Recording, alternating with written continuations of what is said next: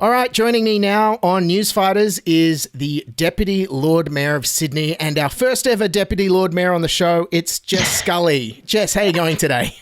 Good, Dylan. Good to be with you. Thanks for coming on the show. Now, I've wanted to have you on for a while, and when we were first organising this, it was before the lockdown happened and a lot's changed. I read The Guardian was saying 9% of jobs in Greater Sydney were lost in a month thanks to this lockdown. What is Sydney going to look like post-lockdown, and what kind of things, how's the city going to change? How are we going to rebuild from this? I think that's probably a pretty accurate prediction, because about 10%, 8 to 10% of the jobs in our local government area are actually those hospitality, retail kinds of jobs, the service economy jobs that were the first to go. And then there are all the people who work in personal services, from hairdressers to personal trainers to, people who work in the arts and creative industries. I mean, those are actually an enormous part of our local economy, and overnight their employment was just gone. And so that's been a big focus for us is trying to support people through this crisis. But in terms of what it looks like after, I think there's going to be a slow process of recovery. I think we're going to have to bounce back in a much more cautious way. So I think kind of the silver lining is that we're going to be doing a lot of stuff outside. Yeah. We're going to see more dining, drinking, I think more retail outside. Right. I'm imagining that we're going to have, over the past year, we've been reclaiming car spaces and footpaths and turning them into places for people to hang out and socialise and play music. And that's going to expand, but I think it's going to expand to even more businesses. Like I'm imagining I'll be getting haircuts outside. People are going to be getting their nails done out in former car spaces. I hope we'll be closing streets and having more events and just kind of more normal life happening, but in the sunshine. And that kind of makes sense for Sydney going into summer. And in terms of long term, will this stick around? Do you think we'll be hopefully having more? I don't know. I want to see block parties and streets closed down and more of that kind of stuff. Do you think that'll happen long term? If we look at what's happened overseas, a lot of those installations that took in places like New York and London, that they went out and reclaimed footpaths and closed streets last year, they've become much more permanent. And I think it's likely that that's going to happen here too. It's going to take a process. Recently at the city, we extended that outdoor dining, the alfresco program, until the middle of 2022. And after that point, it'll need to go on exhibition. It'll need to go through kind of a planning and regulatory process to make it more formal, because all this stuff happened under emergency powers, basically. And I think they'll also need to be made more beautiful and more permanent as well if they become permanent. So I'd love to see, instead of the concrete barricades, actually, beautifully designed platforms, trees and planting and all of those kinds of things that are going to beautify the streetscape. But I do think maybe the lasting urban impact of COVID is going to be reclaiming more space for people to congregate and enjoy the outdoors in Sydney. And that's a really positive outcome. And what about events to bring people back? I know that the noodle market's a huge thing. I lived in Toronto. They had free outdoor concerts every weekend. New York, before COVID, had 100 free outdoor concerts every summer. What's happened in Sydney? We used to have great free outdoor concerts during Sydney Festival, and that feels like they've disappeared. Is it an insurance issue or a policing issue, or are we going to get more of these kind of things back, do you think? I think so. One thing I've been working on with the events sector over the past couple of months is there's a lack of insurance that actually covers communicable disease. And so anyone who puts on an event now is taking on 100% of the risk if there's a border closure or restrictions or anything like that. And Blues even Fest, that happened, the classic example. Yeah. Massive exactly. Losses. Yeah. Exactly. So, and that's not just for the kind of fun entertainment events, but kind of conferences and business events and exhibitions and things like that are a huge economic driver for the city. They're all at risk of not taking place. So we actually do need the government to step in. They've done it in the UK, they've done it in Germany, to provide, to underwrite that component of a commercial insurance policy. So it gives that sector confidence to go ahead and book an event for, January, February, March next year. Because at the moment, the forward calendar is looking pretty bare. And, in Australia, we've always relied on having an exciting festival season over summer. Artists have always relied on that. And I'm a bit worried that that's not going to happen this summer. So if we want events to be part of our recovery, governments are going to need to step up and start supporting the event sector to be there when the recovery is happening. I do think a lot of people have been anticipating events being part of the recovery. And so what I'm hoping for is that we have a distributed approach. So rather than kind of big blockbuster events, to actually have smaller and more manageable niche events. I would love to see a festival in Surrey Hills, in Newtown, in Redfern, rather than, a huge thing at the Domain. Because I kind of think the other big mindset shift that comes post-COVID and post-lockdown is everything used to be about the biggest event with as many people as you get through the gate. It's not going to be like that anymore. We have to go for more niche, manageable, and I suppose COVID-safe events need that level of to be more niche, actually, so that they're manageable, which is kind of great for emerging musicians, for subcultures that can't attract massive crowds either. So maybe it will lead to a flourishing of more niche offerings being supported as well.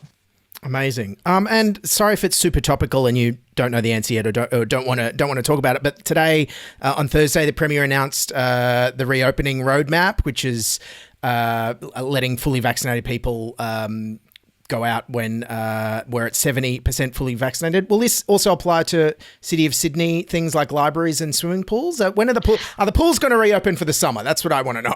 I'm really hopeful. I read that quite excitedly, and it does seem like we will be able to make decisions about opening.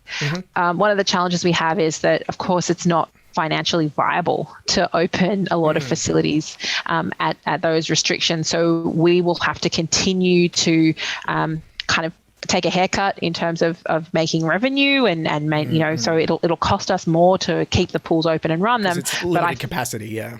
Exactly. Yep. But I think it is a priority for us. It's something we really want. I've missed the pools. I've missed the library. Like, I know other people have too. So it is a priority for us to try and get those places open again. But it's really exciting to see things like, that there is a consideration that you can have more capacity outdoors for hospitality venues, for example, than indoors. So that's encouraging. It's an incentive to have that more outdoor activation as well. So there were some really good things in that roadmap.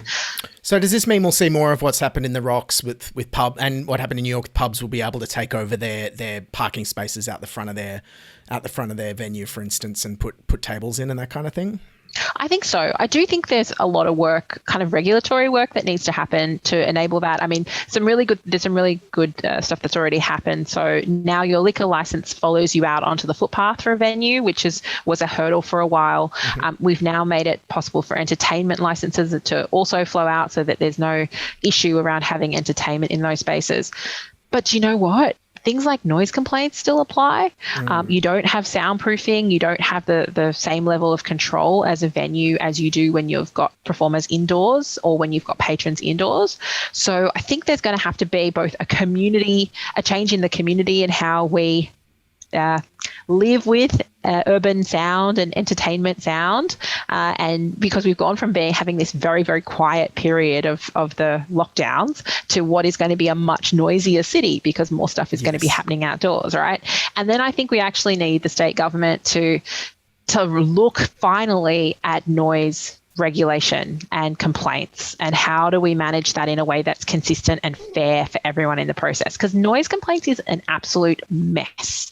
The whole area is a nightmare, right? So councils are compliance organisations. We have to respond to complaints. Police respond to complaints. There are other entities like liquor and gaming who respond to complaints.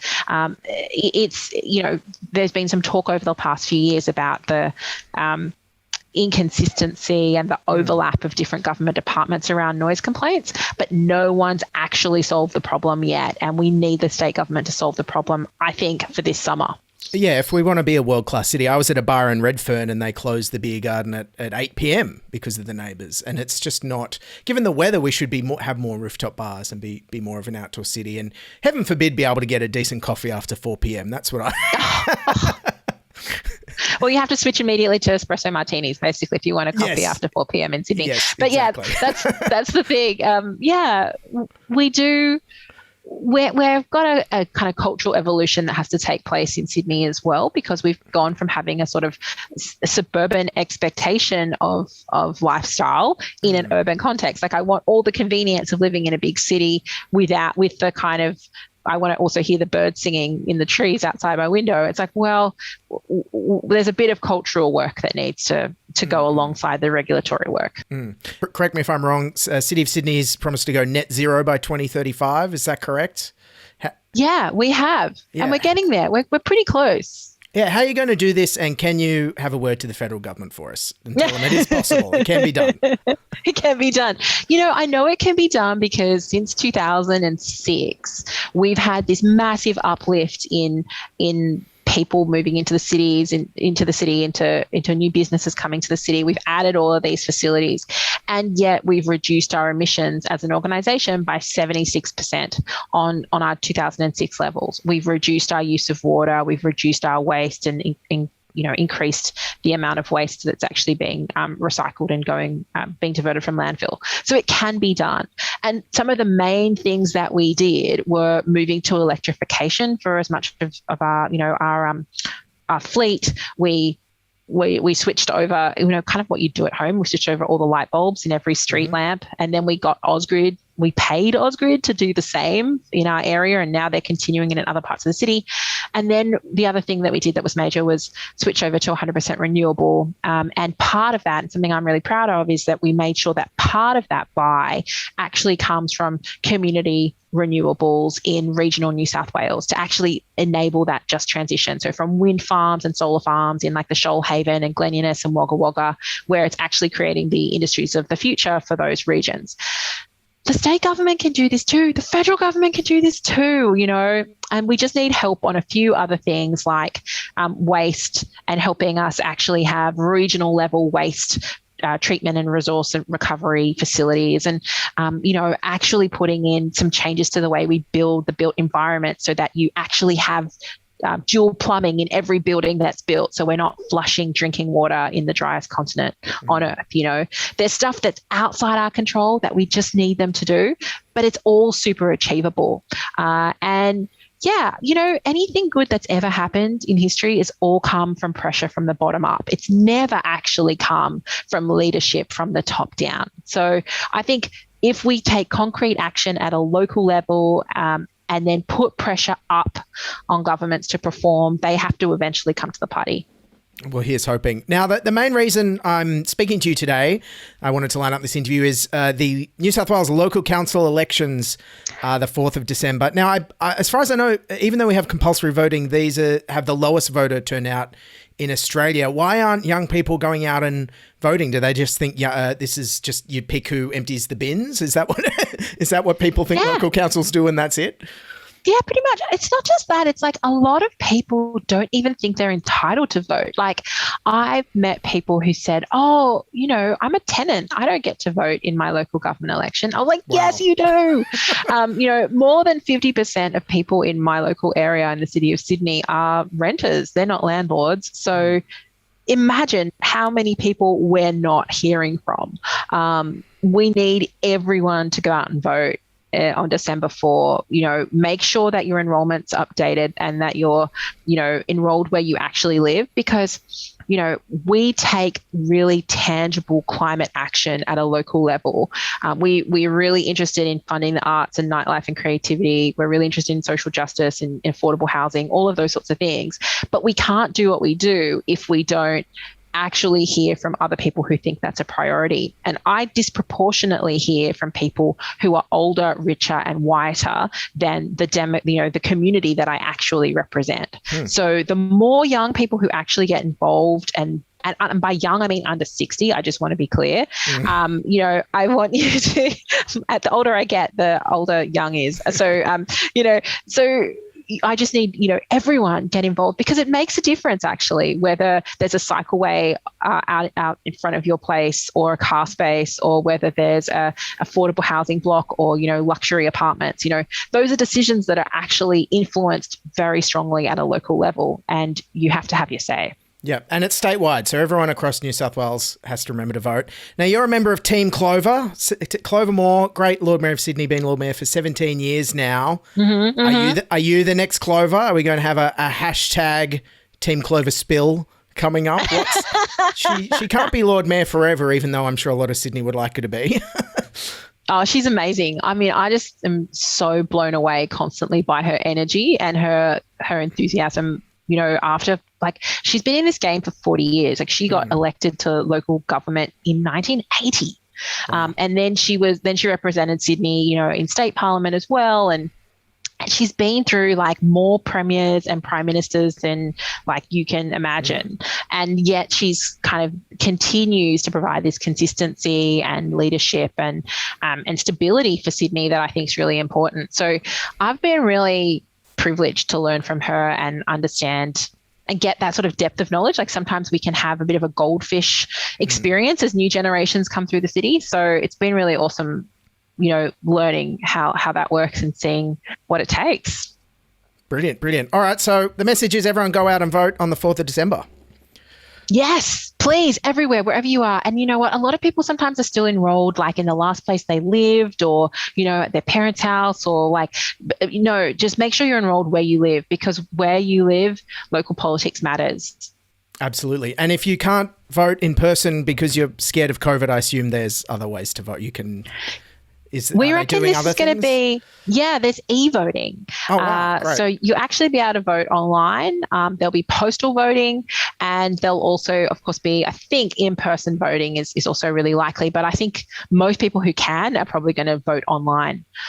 So check it out. There should be. I'll be sharing some more information on socials as soon as I have it about how to vote online. So I'm just Jess Scully Sydney on Instagram, and you know, I'm on all the platforms. You can't avoid me, and I'll share all the info there.